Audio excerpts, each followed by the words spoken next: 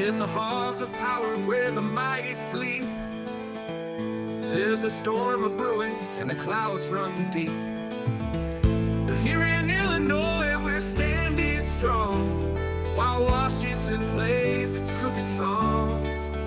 They can't ignore us anymore. We stand together, shake the floor. 1,000 voices rise as one, till justice work is finally done. They're trying to take our medicine away, cut the lifeline that helps us day by day. But Medicaid ain't just some government plan.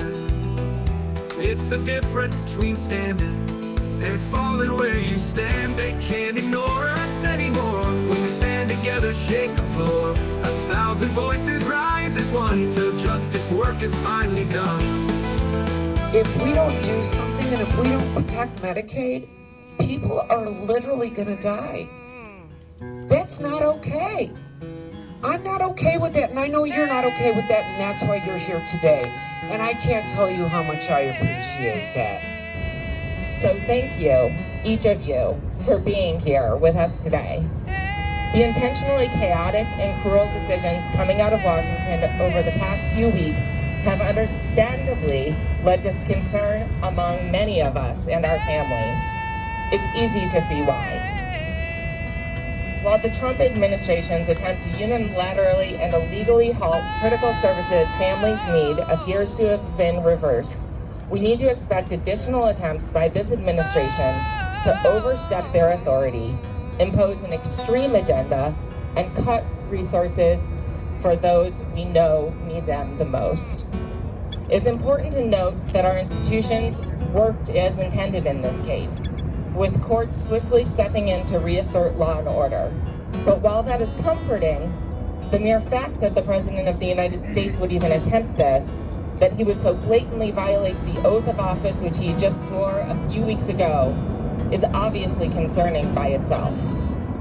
It's important to note that through all of this, the benefits that people rely on to navigate life's challenges without losing access to community and democracy are of vital importance. One of those benefits in particular is what we've all gathered here to focus on. Medicaid is different than many other government services or public benefits. It is one of the ones that exists for the sole purpose of lifting up and protecting the most vulnerable among us. But we need to protect our most vulnerable, and how do we do that? We do that with our voices. We reach out to our friends, and we don't just reach out to those that we know are already with us. We need to reach out to those who do not believe what is happening. We need to reach out to those who are going after our Medicaid, after our Medicare, and tell them, we know what you're doing, and if you do this, there will be consequences. And the consequences will be delivered by us. So I thank you for coming out, and I thank you for standing in support of Medicaid. And please, please, I beg you, make phone calls. Get your friends to make phone calls. Write emails, letters. Well, emails are easier. And write letters to the editor and let them know how you feel. Because there's one thing we know narcissists don't like, and that's when people don't like them, right? So we need to respond, and we need to respond loudly and in unison. Thank you so much. But with community engagement we can do so much more. When I stand on the floor of the House and give a speech, the fascist bullies in Washington may be able to pretend that they can't hear me. But when all of you stand together, and when we all speak together, when all of you reach out and engage your networks and do the work of building a movement, there's no way they can ignore that. So thank you, each of you, for being here with us today.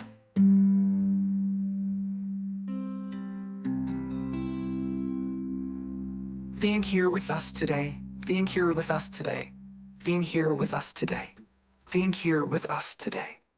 When all of you reach out and engage your networks and do the work of building a movement. There's no way they can ignore that. So thank you, each of you, for being here with us today.